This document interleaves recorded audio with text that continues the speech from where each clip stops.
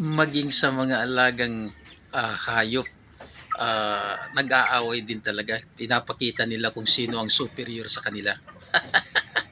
Hindi ko na inawat para lumabas kung sino yung leadership sa kanila. Ayan, wala.